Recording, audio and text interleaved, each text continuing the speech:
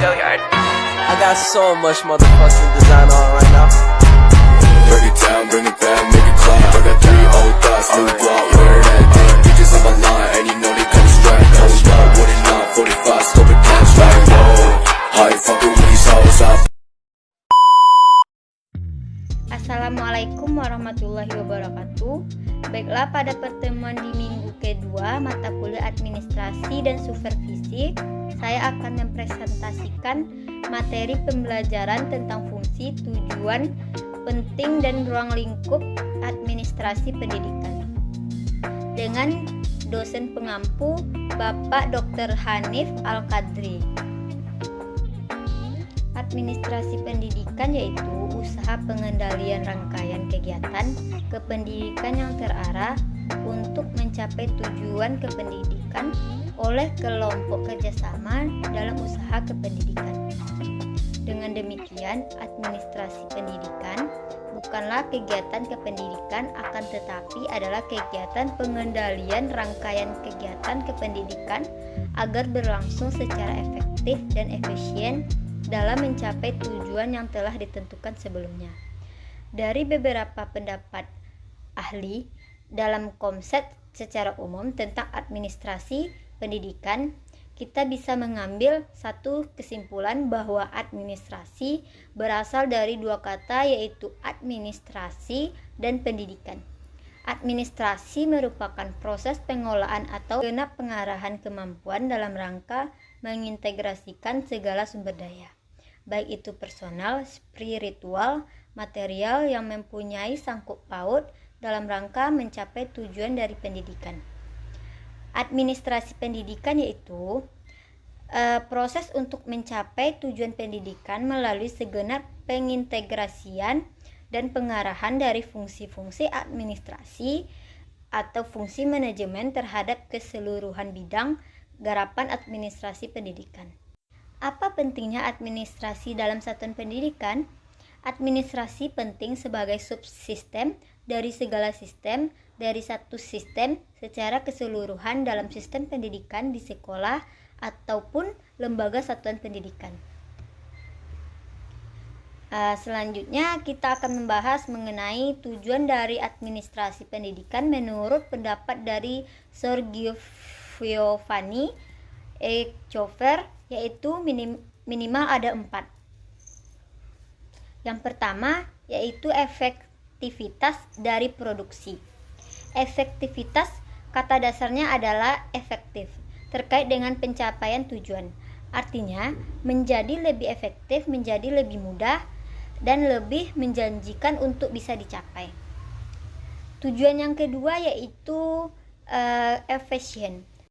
Melakukan kegiatan administrasi di seluruh program terkait dengan bidang garapan administrasi pendidikan di sekolah lebih efisien terkait dengan waktu. Tidak butuh waktu lama ketika dibandingkan tanpa melakukan manajemen yang baik. Tanpa melakukan kegiatan-kegiatan yang terstruktur terkait dengan berbagai macam program melalui rencana, kontrol terhadap segala hal, semua bidang garapan, maka mustahil sebenarnya efisien itu bisa diwujudkan. Yang ketiga, tujuan dari administrasi pendidikan yaitu terkait dengan kemampuan kita menyesuaikan diri. Artinya kita ambil salah satu bidang garapan yaitu administrasi kurikulum yang sesuai dengan kemampuan kita. Yang keempat, kepuasan kerja. Ketika setiap program, setiap pekerjaan dilandasi dengan rencana yang matang, action yang benar dilakukan, kontrol semuanya akan berjalan sesuai dengan apa yang disiapkan. Sir Giovanni menyatakan tujuan 4 dari kegiatan administrasi pendidikan ini adalah kegiatan dilakukan secara tepat, minimal memenuhi 4 dari fungsi manajemen, akan muncul kepuasan kerja setiap personil yang ada di dalamnya. Baiklah, materi selanjutnya yaitu fungsi administrasi pendidikan. Yang pertama yaitu perencanaan. Perencanaan berarti penentuan sasaran sebagai pedoman kinerja organisasi di masa depan dan penentuan tugas-tugas serta alokasi sumber daya yang diperlukan untuk mencapai sasaran organisasi. Singkatnya, perencanaan menentukan tujuan dan cara untuk mencapainya. Rencana harus dibuat agar semua tindakan terarah dan terfokus pada tujuan yang hendak dicapai. Perencanaan pendidikan disusun dengan prinsip, yaitu yang pertama, memperbaiki hasil pendidikan, yang kedua, membawa perubahan yang baik, yang ketiga, berdasarkan kebutuhan, yang keempat, partisipasi, yang kelima, terkait dengan kesepadanan dengan rencana-rencana instansi terkait. Yang kedua yaitu pengorganisasian. Perorganisasian biasanya mengikuti perencanaan dan mencerminkan bagaimana organisasi mencoba untuk menyelesaikan rencana itu. Perorganisasian melibatkan penetapan dan pengelompokan tugas serta alokasi bermacam-macam sumber daya ke dalam berbagai departemen. Tugas dan pekerjaan yang banyak tentu saja tidak dapat dikerjakan dan diselesaikan oleh satu orang saja. Itulah sebabnya tugas dan pekerjaan itu dibagi untuk dilaksanakan oleh masing-masing staf sesuai kualifikasi dan kompetensinya. Perorganisasian berarti pelimpahan wewenang pendidikan kepada staf. Namun, diingat bahwa perorganisasian yang efektif adalah pelimpahan wewenang dan penugasan sesuai kualifikasi dan kompetensi staf secara profesional. Yang ketiga yaitu pengarahan merupakan fungsi manajemen yang sangat penting dan menentukan dalam upaya untuk mencapai sasaran dan tujuan organisasi. Pengarahan merupakan usaha menggerakkan anggota organisasi agar termotivasi dan berkeinginan mencapai sasaran dan tujuan yang telah disepakati bersama. Dalam upaya menjalankan fungsi pengarahan, ada 3 hal yang harus diperhatikan, yaitu motivasi, kepemimpinan, dan komunikasi. Yang keempat yaitu pengawasan. Merupakan proses di mana manajer menetapkan apa tujuan organisasi tercapai dan apa pelaksanaan program konsisten dengan perencanaan. Dengan demikian, untuk memastikan apa pelaksanaan program sesuai rencana, maka pimpinan organisasi perlu menetapkan standar kinerja sehingga dapat dipastikan bahwa pelaksanaan program berhasil atau tidak. Untuk menjamin efektivitas pengawasan, ada beberapa prinsip pengawasan. Yang pertama yaitu prinsip tercapainya tujuan. Yang kedua, prinsip efisiensi pengawasan. Yang ketiga, prinsip pengawasan masa depan. Prinsip yang pertama yaitu prinsip pengawasan tercapainya tujuan. Pengawasan ditujukan ke arah tercapainya tujuan dengan cara melakukan tindakan perbaikan, penyimpangan atau deviasi dari awal. Yang kedua yaitu prinsip efisiensi pengawasan. Prinsip ini bertujuan untuk menghindari efisiensi dari perencanaan yang mungkin terjadi dan menimbulkan masalah di luar dugaan. Yang ketiga yaitu prinsip pengawasan masa depan. Prinsip ini menekankan bahwa pengawasan efektif yaitu pengawasan yang mampu mencegah penyimpangan perencanaan bukan hanya pada masa sekarang, tetapi juga masa depan. Baiklah, materi selanjutnya yaitu ruang lingkup administrasi pendidikan. Lembaga pendidikan seperti organisasi di sekolah merupakan kerangka kelembagaan di mana administrasi pendidikan dapat berperan dalam pengelolaan organisasi untuk mencapai tujuan yang telah ditetapkan. Dapat dilihat pada tingkatan-tingkatan suatu organisasi.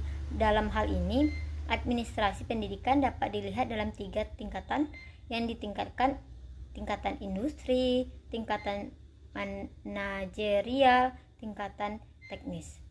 Bidang-bidang yang tercakup dalam administrasi pendidikan adalah sangat banyak dan luas, akan tetapi sangat penting dan perlu diketahui oleh para kepala sekolah dan guru-guru pada umumnya, yaitu yang pertama bidang tata usaha meliputi yaitu organisasi yang terstruktur pegawai tata usaha. Selanjutnya anggaran belanja keuangan sekolah. Selanjutnya masalah kepegawaian dan personalia sekolah. Selanjutnya keuangan dan pembukuan. Selanjutnya koresponden atau surat menyurat. Selanjutnya yaitu masalah pengangkatan, kepemindahan, kepenetapan, laporan, pengisian buku induk, rapor dan sebagainya. Bidang yang kedua yaitu bidang personalia murid, meliputi yang pertama yaitu organisasi murid, yang kedua masalah kesehatan murid, yang ketiga masalah kesejahteraan murid, yang keempat evaluasi murid, yang kelima bimbingan penyuluhan bagi murid. Bidang yang selanjutnya yaitu bidang personalia guru, meliputi penyangkaian dan penempatan tenaga guru, organisasi personal guru, masalah kepegawaian, masalah kandidat, dan yang lain-lainnya. Yang bidang keempat yaitu bidang pengawasan supervisi yang meliputi antara lain, yang pertama upaya meningkatkan semangat guru dan pegawai tata usaha, yang kedua mengupayakan untuk mengembangkan kerjasama yang baik antar guru, yang ketiga murid dan pegawai tata usaha sekolah, yang keempat mengupayakan dan membuat pedoman cara-cara menilai hasil-hasil pendidikan, yang kelima yaitu bidang pelaksanaan dan pembinaan kurikulum, meliputi yang satu berpedoman dan menerapkan apa yang tercantum dalam kurikulum sekolah yang bersangkutan dalam usaha mencapai dasar-dasar dan tujuan pendidikan pengajaran. Yang kedua yaitu melaksanakan organisasi kurikulum beserta metode-metodenya disesuaikan dengan pembaruan pendidikan dan lingkungan masyarakat. Baiklah, sekian materi yang dapat saya sampaikan pada pertemuan minggu kedua ini. Semoga dapat bermanfaat. Cukup sekian, wassalamualaikum warahmatullahi wabarakatuh.